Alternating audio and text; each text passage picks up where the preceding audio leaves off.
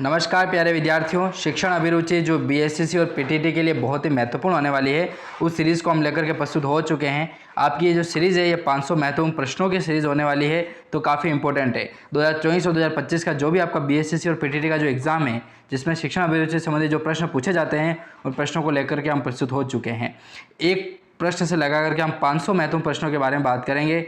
जो सभी प्रश्न जो हैं वो प्रतियोगी परीक्षाओं के लिए भी इंपॉर्टेंट है, और बीएससीसी विशेष करके बीएससीसी और पीटीटी में जो शिक्षण अभिरुचि से प्रश्न बनते हैं वो आपको यहाँ से देखने को मिलने वाले हैं एग्जाम में। ठीक है, ये प्रश्न जो हैं ये आपके भूतपूर्व जो परीक्षाएँ हुई थी बीएससीसी और पीटीटी की, जिससे शिक्षण अभिरुचि के प्रश्न बने थे, वो भी इसमें सम्मिलित किए गए हैं, और ऐसे भी प्रश्न इसमें बनाए गए हैं जो आपकी संभावनाएँ हैं एग्जाम में आने के लिए। ठीक है, तो चलिए पहले प्रश्न से हम शुरू करते हैं।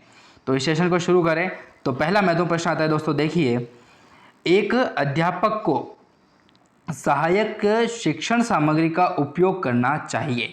प्रश्न आपसे पूछा गया है, ऑप्शन आपको 4 ऑप्शन जो दे रखे हैं उसके आधार पर आपको आंसर बताना है कि एक अध्यापक को सहायक शिक्षण सामग्री का उपयोग करना चाहिए। पहला ऑप्शन आता है शिक्षण को रुचिकर बनाने हेतु, दूसरा आता है दृष्टि अनुभव प्रदान करने हेतु, तीसरा आता है शिक्षण को प्रभावी बनाने हेतु, और चौथा आता है आपका अध्यापक का कार्यभार कम करने हेतु।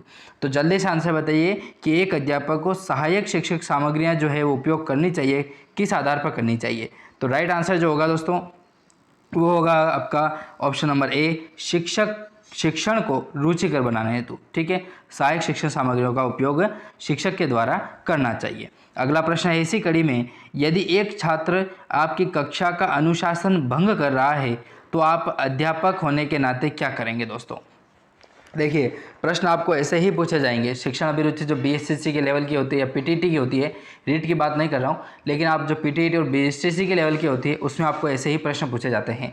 कोई बच्चा है, कोई उदंड है, तो उसको किस तरीके से आपको हैंडल करना है, कोई विद्यार्थी पढ़ नहीं रहा है तो उसको किस तरीके से पढ़ाना है, यही होता है टीचिंग एप्टीट्यूड। ठीक है, शिक्षण अभिरुचियाँ। तो देखिए, यदि कोई छात्र है जो कक्षा का अनुशासन को भंग कर रहा है, ठीक है, तो आप एक अध्यापक हैं, तो उस अध्यापक होने के नाते आप क्या करेंगे। ऑप्शन आपके सामने है, आप ध्यान रखिए, अपने स्वयं के आधार पर आपको आंसर देने की कोशिश नहीं करनी है। जो ऑप्शन दे रखा है वही आपके आंसर है, वहीं से आपको आंसर बनेगा। तो अपने दिमाग नहीं लगाना, फालतू का दिमाग नहीं लगाना। दिमाग तो लगाना पड़ेगा तभी तो आंसर दोगे, लेकिन फालतू का दिमाग नहीं लगाना है। ठीक है, देखिए, पहला ऑप्शन है कि दूसरों से इसकी चर्चा करेंगे, दूसरा ऑप्शन है कि इसके लिए उसे दंड देंगे, या तीसरा है कि उसके माता पिता को बुलाने के लिए उसकी डायरी में नोट लिखेंगे, या चौथा आता है कि उसके पीछे के कारण को जानने का प्रयास करेंगे दोस्तों। तो देखिए, ये सटीक जो आंसर बैठेगा ना इसका, वो होगा ऑप्शन नंबर 4। ठीक है, कि उसकी जो पीछे का जो कारण है, उदंड क्यों कर रहा है, अनुशासन भंग क्यों कर रहा है, उसका क्या कारण है वो देखेंगे। जैसे कि किसी के बाल नहीं कटवा रखे, ठीक है, कोई स्टूडेंट आता है जिसके बाल नहीं कटवा रखे, बहुत दिनों का क्या होता है, जड़ जाते हैं। लेकिन किसी के अगर बाल नहीं कटवा रखे होते हैं तो उसका कारण हो सकता है या तो उसके गांव के आसपास में दुकान नहीं होगी, या तो उसके माता पिता उसको पैसे नहीं दे रहे होंगे। तो कारण को जानिए, उदंड क्यों कर रहा है, वो अपने नियम को भंग क्यों कर रहा है, वो देखिए आप उसको। ठीक है, चलिए इसी कड़ी में अगले प्रश्न की ओर बढ़ें। तीसरा महत्वपूर्ण प्रश्न आता है दोस्तों कि प्राथमिक स्तर पर शिक्षण की सर्वोत्तम विधि कौन सी है। प्राथमिक स्तर के यदि शिक्षण की जो सर्वोत्तम विधि देखी जाती है वो कौन सी होती है, प्राथमिक स्तर पर पूछा गया। ठीक है, प्राथमिक स्तर, ये इंपॉर्टेंट याद रखिएगा। पहला ऑप्शन आता है कि व्याख्यान विधि, दूसरा आता है खेल विधि, तीसरा आता है परियोजना विधि, और चौथा ऑप्शन है आपका प्रदर्शन विधि।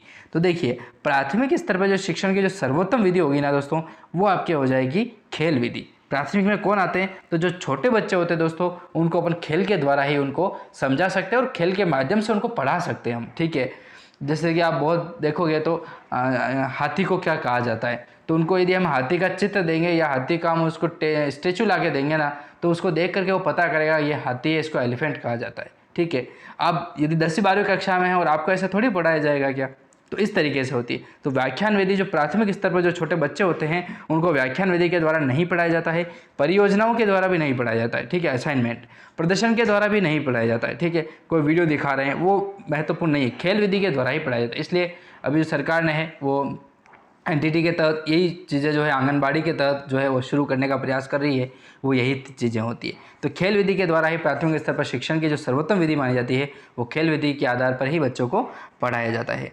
चलिए अगला प्रश्न है चौथा कि एक प्रभावी अध्यापक बनने के लिए एक व्यक्ति में निम्नलिखित में से कौन सी विशेषताएं जो है वो होनी चाहिए दोस्तों।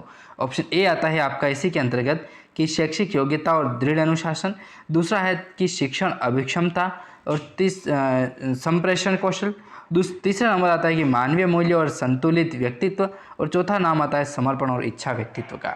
तो देखिए, एक प्रभावी अध्यापक बनने के लिए जो है वो एक व्यक्ति में कौन कौन से गुण होने अति आवश्यक होते हैं। तो इसका जो राइट आंसर होगा दोस्तों वो होगा ऑप्शन नंबर 2, शिक्षण अभिक्षमता और संप्रेषण कौशल।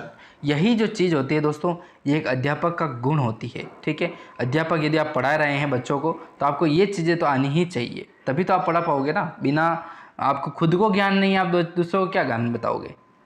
इस तरीके के प्रश्न बनते हैं। पांचवा प्रश्न है कि शिक्षण की प्रकृति क्या है दोस्तों। शिक्षण की प्रकृति क्या है। पहला नाम आता है विज्ञान, दूसरा है कला और कौशल, तीसरा है कला और विज्ञान, और चौथा आता है आपके विद्यार्थियों की पृष्ठभूमि पर निर्भर करती है। तो देखिए, शिक्षण की जो प्रकृति है दोस्तों, पढ़ाने का जो तरीका होता है, पढ़ाने का जो प्रकृति है वो आपके कला और विज्ञान पर संबंधित होती है।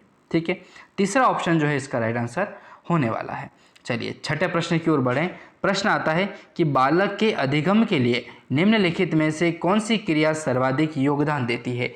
बालक के अधिगम अर्थात बालक के द्वारा सीखने की जो कला है वो निम्नलिखित में से कौन सी क्रिया जो है वो सर्वाधिक योगदान देती है। पहला आता है देखकर सीखने में, याद करके सीखने में, या सुनकर सीखने के में, या उसको कार्य को कर कर के सीखने में। तो जल्दी से बताइए, बालक के जो अधिगम की है उसका निम्नलिखित में से कौन सी क्रिया सर्वाधिक योगदान देती है दोस्तों। तो छठे का जो आंसर होगा वो आपका होगा चौथा ऑप्शन, करके सीखने में। कोई भी कार्य को यदि आप कर रहे हैं, प्रैक्टिकल के माध्यम से यदि कर रहे हैं तो उसको आप सीखने में अधिक उसमें आप महारत हासिल करेंगे। अगला प्रश्न है कि सभी स्तरों के लिए एक अध्यापक की एक महत्वपूर्ण योग्यता कौन सी है। कोई सा भी स्तर का व्यक्तित्व हो, कोई सा भी स्तर का यदि स्टूडेंट है तो उसके लिए कोई भी एक अध्यापक है, उसके महत्वपूर्ण योग्यता क्या होनी चाहिए। पहला ऑप्शन है सामाजिक संवेदनशीलता, दूसरा आता है विषय ज्ञान, तीसरा है प्रभावी नेतृत्व, और चौथा नाम आता है इसमें कि विधियों का ज्ञान। तो देखिए, कोई भी अध्यापक होता है ना तो उसको हर एक चीज़ का ज्ञान होना ज़रूरी होता है। खुद के पास यदि ज्ञान है तो कोई सा भी स्टूडेंट हो, चाहे वो पहली क्लास का हो चाहे वो 12th क्लास का हो, उसको यदि समझा सकता है, उसको यदि टीचर को खुद को ज्ञान है तो बच्चे को वो ज्ञान दे सकता है। तो विषय का ज्ञान होना अति आवश्यक होता है, इसलिए इसका जो दूसरा ऑप्शन है वो राइट। प्रश्न की ओर बढ़े तो अगला प्रश्न देखिए, 8वां, यदि एक अध्यापक अपने कार्य को नकारता है, यदि कोई अध्यापक जो है वो अपने कार्य को नकारता है और कक्षा शिक्षण से बचता है तो इसका कारण क्या है दोस्तों। यदि कोई टीचर है जिसको कोई कार्य दे रहे हैं, यदि उसका प्रिंसिपल दे रहा है, हेडमास्टर दे रहा है, यदि उस कार्य को वो हटा देता है या नकार देता है, ये कक्षा शिक्षण से जो है बचने का प्रयास करता है, तो उसका क्या कारण हो सकता है। पहला होगा नैतिक मूल्यों का अभाव, दूसरा इसमें पूछा गया है कि शिक्षण अभिक्षमता का अभाव होगा, या तीसरा इसके आधार पर है कि कार्य करने की जो क्षमता का जो है वो अभाव है, या फिर उसमें व्यावसायिक नैतिकता का अभाव है। तो जल्दी से आंसर बताइए क्या हो सकता है। तो 8वां का आंसर होगा दोस्तों चौथा, व्यावसायिक नैतिकता का अभाव। ठीक है, उस अध्यापक के अंदर, उस टीचर के अंदर जो है वो व्यावसायिक नैतिकता का अभाव होगा, तभी तो वो हर कार्य को नकारेगा और कक्षा में जो जाने के लिए और पढ़ाने का जो प्रयास है वो नहीं करेगा। 9वां प्रश्न है, एक अध्यापक में नेतृत्व क्षमता होनी चाहिए। एक अध्यापक में नेतृत्व क्षमता अर्थात लीडरशिप, यदि कोई टीचर आगे बढ़ करके यदि सारा कार्य संभाल रहा है, एक प्रिंसिपल की भूमिका निभा रहा है, भले वो 3rd ग्रेड टीचर हो चाहे भले 5वीं कक्षा में पढ़ाता हो, लेकिन नेतृत्व कर रहा है किसी भी विषय का, किसी भी पार्टिसिपेट कर रहा है किसी भी चीज़ की हो गई, चाहे 15 अगस्त की हो गई, 26 जनवरी की हो गई, यदि कोई टीचर नेतृत्व कर रहा है किसी भी चीज़ का तो उसके अंदर क्या होगा। कक्षा की समस्याओं के समाधान हेतु करता है, या विद्यार्थियों के नियंत्रण हेतु करता है, या योजना क्रियान्वयन करता है, या शिक्षण को गति देने हेतु ऐसा कार्य करता है कोई शिक्षक। तो जल्दी से आंसर बताए क्या होगा। शिक्षण को गति देने हेतु करता है। शिक्षण जिसमें सारी चीज़ें आ गई, शारीरिक तरीके से भी किसी व्यक्ति को आगे बढ़ाना है, किसी स्टूडेंट को आगे बढ़ाना, या फिर बौद्धिक क्षमता उसकी बढ़ाना, वो सारी चीज़ें जो है वो लीडरशिप के द्वारा ही संभव होती है।